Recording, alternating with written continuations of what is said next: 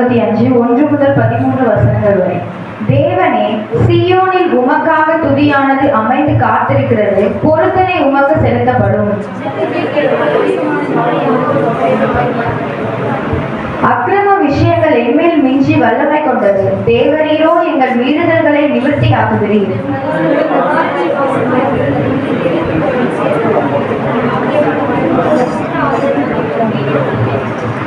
பூமியின் கடையாந்தரங்களிலும் தூரமான சமுத்திரங்களிலும் உள்ளவர்கள் எல்லோரும் நம்பும் நம்பிக்கையாயிருக்கிற எங்கள் ரட்சிப்பின் தேவனே, நீர் பயங்கரமான காரியங்களை செய்கிறதுனால் எங்களுக்கு நீதியுள்ள உத்தரவு அருளுகிறீர். சமுத்திரங்களின் மும்முரத்தையும் அவைகளுடைய அலைகளின் இரைச்சலையும் ஜனங்களின் அமலையும் அமர்த்துகிறீர்.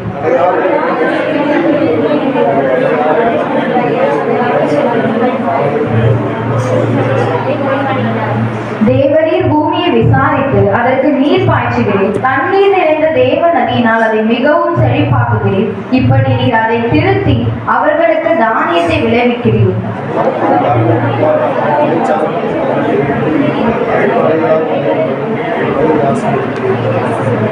வருஷத்தை உடைய நன்மையால் முடிசூட்டுகிறீர். உமது பாதைகள் நெய்யாய் பொடுகிறது. சேர்ந்து வாசிப்போம். மேய்ச்சல் உள்ள வெளிகளில் ஆடுகள் நிறைந்திருக்கிறது, பள்ளத்தாக்குகள் தானியத்தால் மூடி இருக்கிறது, அவைகள் கம்பீரித்து பாடுகிறது. ஆமென். இந்த செய்தியில் பாசமாக கடந்த வார்த்தை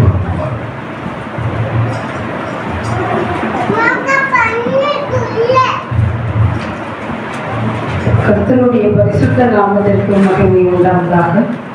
ஆண்டவராக இயேசு கிறிஸ்துவின் நாமத்தினாலே இக்காலை வேளையிலே வந்திருக்கிற ஒவ்வொரு பிள்ளைகளுக்கும் ஸ்தோத்திரங்களையும் வாழ்த்துதலும் தெரிவித்துக் கொள்கிறோம்.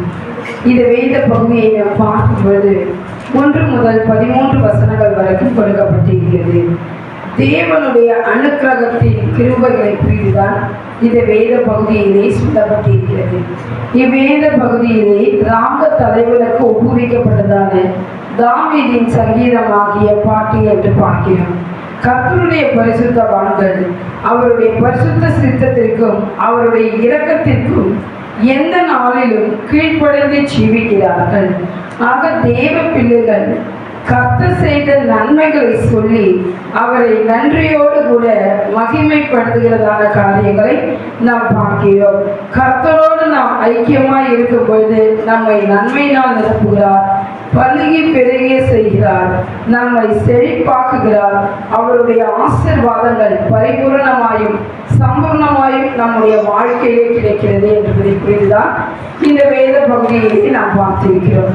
இந்த வேத பகுதியிலே நம்முடைய தியானத்திற்கென்று நாம் எடுத்துக்கொண்டதான வசனம் 65ஆம் சங்கீதம் 2ஆம் வசனத்தை நாம் வாசிப்போம். ஜெபத்தை கேட்கிறவரே, மாம்சமான யாவரும் உம்மிடத்தில் வருவார்கள். ஹல்லேலூயா. ஜெபத்தை கேட்கிறவரே, மாம்சமான யாவரும் உம்மிடத்தில் வருவார்கள் என்று பார்க்கிறோம்.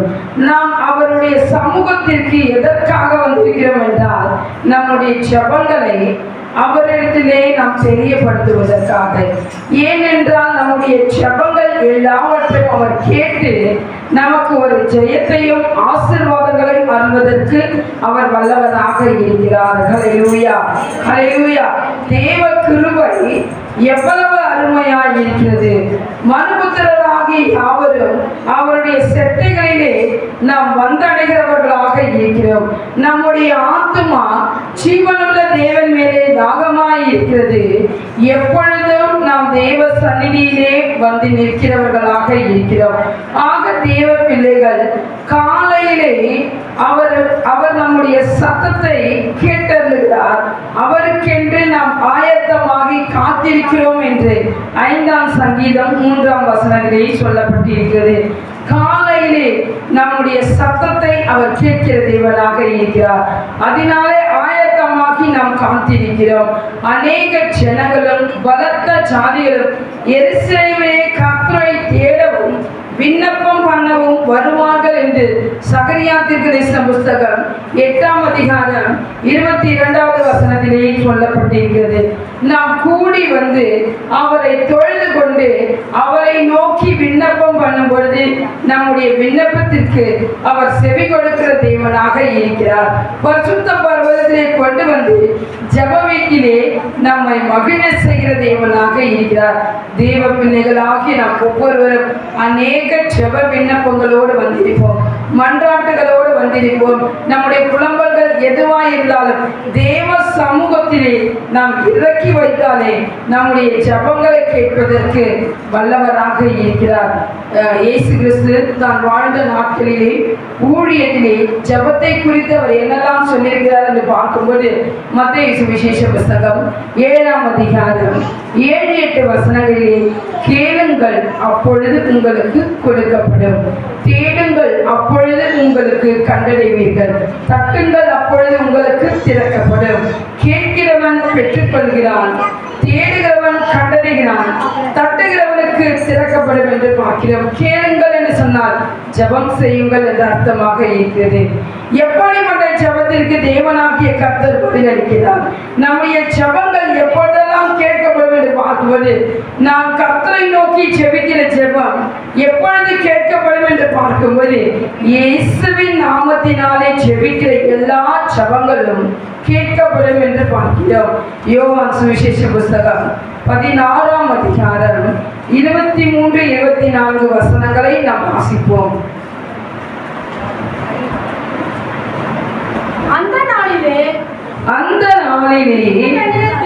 நீங்கள் என்னிடத்தில் ஒன்றும் கேட்க மாட்டீர்கள், மெய்யாகவே மெய்யாகவே நான் உங்களுக்கு சொல்லுகிறேன், நீங்கள் என் நாமத்தினாலே பிதாவினிடத்தில் கேட்டுக்கொள்வது எதுவோ அதை அவர் உங்களுக்கு தருவார். இதுவரைக்கும் நீங்கள் என் நாமத்தினாலே ஒன்றும் கேட்கவில்லை, கேளுங்கள் அப்பொழுது உங்கள் சந்தோஷம் நிறைவாகும்படி பெற்றுக்கொள்வீர்கள். ஹல்லேலூயா. மெய்யாகவே மெய்யாகவே கர்த்தர் சொல்லுகிறார், நீங்கள் என் நாமத்தினாலே பிதாவை கேட்டுக்கொள்வது எதுவோ அதை அவர் உங்களுக்கு தருவார் என்று பார்க்கிறோம். ஜெபங்களை செய்கிற பிள்ளைகள் பிதாவை நோக்கி ஜெபத்தை நாம் ஏறெடுப்பது போல இயேசுவின் நாமத்தினாலே நம்முடைய ஜெபங்களை நாம் முடிக்கிறவர்களாக இருக்க வேண்டும். இயேசுவின் நாமத்தினாலே கேட்கிற எல்லா ஜெபங்களும் ஆசீர்வதிக்கப்படும் என்று பார்க்கிறோம். என் நாமத்தினாலே நீங்கள் எதை கேட்டாலும் அதை நான் செய்வேன் என்று சொல்லப்பட்டிருக்கிறது. ஆக தேவ பிள்ளைகள் இயேசுவின் நாமத்தினாலே கர்த்தரை நோக்கி ஏறெடுக்கிற எல்லா ஜெபங்களும் ஆசீர்வதிக்கப்படும் என்று நாம் பார்க்கிறோம். ஹல்லேலூயா. இரண்டாவது காரியமாக மத்தேயு சுவிசேஷ புத்தகம் 21ஆம் அதிகாரம் 22வது வசனத்தை நாம் வாசிப்போம். மேலும் நீங்கள் விசுவாசம் உள்ளவர்களாய் ஜெபத்திலே எவைகளை கேட்பீர்களோ அவைகளை எல்லாம் பெறுவீர்கள். ஹல்லேலூயா, ஹல்லேலூயா, ஹல்லேலூயா. நீங்கள் விசுவாசம் உள்ளவர்களாய் ஜெபத்திலே எவைகளெல்லாம் கேட்பீர்களோ அவைகளை எல்லாம் பெறுவீர்கள். ஹல்லேலூயா. விசுவாசத்தோடு நாம் ஜெபிக்க வேண்டும். தேவ பிள்ளைகள், ஒரு முறை நம்முடைய ஜெப விண்ணப்பத்தை நாம் வைத்து விட்டால் மறுபடியும் அந்த விண்ணப்பத்தை நாம் செய்ய வேண்டியதில்லை. ஏனென்று பார்க்கும்போது நான் விசுவாசத்தோடு ஜெபித்து விட்டேன், கர்த்தர் எனக்கு அந்த காரியத்தை பெரும்படியாக அனுகிரகம் செய்தார். உதாரணமாக ஞானத்தில் குறைவுள்ளதாய் இருக்கிறதான பிள்ளைகளுக்காக நாம் ஜெபிக்கிறோம். ஹல்லேலூயா. உங்களில் ஒருவன் ஞானத்தில் குறைவுள்ளவனாய் இருந்தால் சம்பூர்ணமாய் கொடுக்கிறவரும் ஒருவரையும் கடிந்து கொள்ளாதோருமாகிய தேவனிடத்தில் கேட்க கடவன், அப்பொழுது அவனுக்கு கொடுக்கப்படும் என்று பார்க்கிறோம். நான் என்னுடைய ஞானத்திற்காக கர்த்தரை நோக்கி ஜெபிக்கும் பொழுது தேவனாகிய கர்த்தர் எனக்கு ஞானத்தை தருகிறார். ஞானத்தை தருவதனாலே எனக்கு நல்ல புத்தியையும் அறிவையும் தந்து நல்ல முறையிலே படிக்கும்படியாக எனக்கு உதவி செய்கிறார். படித்த காரியங்களை நான் தேர்விலே எழுதிவிட்டேன். என்னுடைய ரிசல்ட் எண்ணமாக இருக்கும். தேவன் எனக்கு ஜெயத்தை கொடுப்பார் என்கிறதான விசுவாசத்தோடு நாம் ஜெபிக்க வேண்டும். ஜெபித்து விட்ட ஒவ்வொரு பிள்ளைகள் விசுவாசத்தோடு ஜெபித்து விட்டாலே ஒரு பயம் நமக்கு தேவையில்லை. ஹல்லேலூயா. ஒரு பயமும் தேவையில்லை. ஒரு முறை நான் ஜெபித்து விட்டாலே கர்த்தர் மீது ஒரு விசுவாசத்தோடு நான் ஜெபித்து விட்டால் மறுபடியும் நான் அந்த விண்ணப்பத்தை குறித்து மறுபடியும் நான் ஜெபிப்பது அல்ல. அது சந்தேகப்படுகிறதான அளவிற்கு போயிடும், அவிசுவாசத்திற்கு நேராக போயிடும் அந்த ஜெபம். ஆனால் தேவ பிள்ளைகள் விசுவாசத்தோடு நான் ஜெபித்து விட்டால் தேவன் எனக்கு ஜெயத்தை தருவார் என்கிறதான ஒரு நிச்சயம் வேண்டும். ஹல்லேலூயா. எவ்வளவாகிலும் சந்தேகப்படாமல் நாம் விசுவாசிக்க வேண்டும். அப்படி நான் சந்தேகப்பட்டு நான் விசுவாசித்தாலே கர்த்தரிடத்திலிருந்து என்னுடைய ஆசீர்வாதங்களை பெறுவேன் என்பதை ஒருபொழுதும் நான் நினைக்க கூடாது. ஹல்லேலூயா. தேவ பிள்ளைகளுக்கு நல்ல ஒரு முன்மாதிரி ஆபிரகாமை குறித்து நாம் பார்க்கிறோம். இதை குறித்து ரோமர்கள் நிருபத்தில் 17ஆம் அதிகாரம் 4ஆம் அதிகாரம் 17ஆம் வசனத்திலிருந்து 22ஆம் வசனம் வரைக்கும் நாம் பார்க்கும்போது அநேக ஜாதிகளுக்கு தகப்பனாக உன்னை ஏற்படுத்தினேன் என்று சொல்லப்பட்டிருக்கிறது. ஆபிரகாமுக்கு தேவனாகிய கர்த்தர் கொடுத்ததான வாக்குத்தத்தம் அநேக ஜாதிகளுக்கு தகப்பன் என்று சொல்லப்பட்டிருக்கிறது. இந்த சூழ்நிலையிலே பிள்ளைகள் ஒன்றும் இல்லை. வயது முதிர்ந்தவர்கள் தன்னுடைய வயதையோ தன்னுடைய சரீரத்தில் இருக்கிற குறைபாடுகளையோ அவன் ஒருபோதும் எண்ணவில்லை. தேவன் என்னுடைய வாழ்க்கையிலே ஒரு வாக்குத்தத்தத்தை அவர் அருளிவிட்டார். அதை நான் நம்பிக்கையோடு விசுவாசிக்கிறேன். ஹல்லேலூயா. ஹல்லேலூயா. அவர் கொடுத்த வாக்குத்தத்தத்தை நான் நம்பிக்கையோடு விசுவாசிக்கிறேன், சந்தேகப்படாமல் விசுவாசிக்கிறேன். என்னுடைய விசுவாசம் பலமுள்ளதான ஒரு விசுவாசம் என்று பார்க்கிறோம். இதுதான் விசுவாசத்தின் உள்ள வல்லவர்களாக இருக்கிறவர்களுடைய செயல்களாக இருக்கிறது.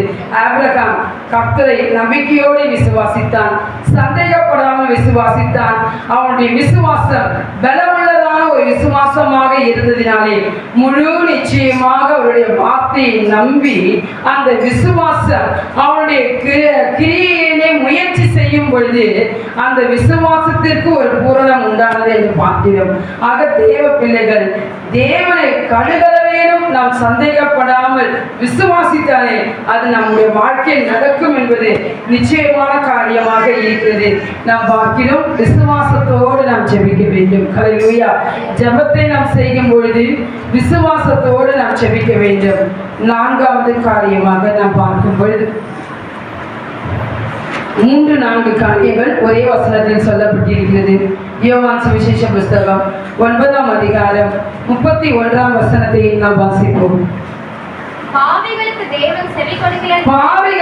தேவன் செவி கொடுக்கிறதில்லை என்று அறிந்திருக்கிறோம். ஒருவன் தேவ பக்தி உள்ளவனாய் இருந்து அவருக்கு சித்தமானதை செய்தால் அவனுக்கு செவி கொடுப்பார். ஹல்லேலூயா. தேவ பக்தி உள்ளவனுடைய ஜெபத்தை அவர் கேட்கிறார். ஹல்லேலூயா. கர்த்தர் மீது ஒரு பக்தியோடு கூட நான் ஜெபிக்க வேண்டும். அவருக்கு சித்தமானதை செய்தாலே போதும் நம்முடைய ஜெபங்கள் எல்லாம் கேட்கப்படும் என்கிறதான காரியம். தேவ பக்தி எதில் விளங்குகிறது என்று பார்க்கும் பொழுது ஒருவன் தன் நாவை அடக்காமல் தன் இருதயத்தை வஞ்சித்து தன்னை தேவ பக்தி உள்ளவன் எண்ணினால் அவனுடைய தேவ பக்தி வீணாய் இருக்கும் என்று யாக்கோபுக்கு நிருபம் 1ஆம் அதிகாரம் 26வது வசனத்திலே சொல்லப்பட்டிருக்கிறது. நம்முடைய தேவ பக்தி எதில் அடங்கியிருக்கிறது என்றால் நம்முடைய நாவை நாம் அடக்குவதிலும். ஹல்லேலூயா. நம்முடைய இருதயத்தை வஞ்சிக்காதபடி செயல்படுவதும் தான் நமக்கு தேவ பக்தியை கொண்டு வருகிறது. போதும் என்ற மனதுடன் கூடிய தேவ பக்தியை மிகுந்த ஆதாயம். நமக்கு இருக்கிறதை போதும் என்று நாம் எண்ணுகிறவர்களாக இருக்க வேண்டும். இவைகள் தான் தேவ பக்தியை நமக்கு கொண்டு வருகிறது. தேவ பக்தி உள்ளவர்களுடைய ஜெபத்தை அவர் கேட்கிறார். ஹல்லேலூயா. தேவ சித்தத்தை செய்கிறவர்களுடைய ஜெபத்தை அவர் கேட்கிறார். நாம் எதையாகிலும் அவருடைய சித்தத்தின்படி கேட்டால் அவர் நமக்கு செவி கொடுக்கிறார் என்பதை அவரை பற்றி நாம் கொண்டிருக்கிற தைரியம் என்று பார்க்கிறோம். அவர் நமக்கு செவி கொடுக்கிறார். எதையாகிலும் நாம் கேட்டால் அவர் நமக்கு செவி கொடுக்கிறார் என்று அறிந்தோமானால் அவரிடத்தில் கேட்டவர்களை பெற்றுக்கொள்வோம் என்றும் நாம் அறிந்திருக்கிறோம் என்று பார்க்கிறோம். ஹல்லேலூயா, ஹல்லேலூயா, ஹல்லேலூயா, ஹல்லேலூயா.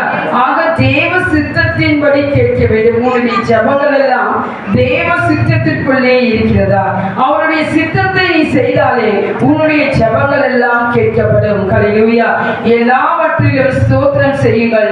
அப்படி செய்வதே உங்களை குறித்து கிறிஸ்து இயேசுவுக்குள் தேவ சித்தமாய் இருக்கிறது என்று பார்க்கிறோம். பரிசுத்தமுள்ளவர்களாக வேண்டும் என்பது தேவ சித்தமாக இருக்கிறது.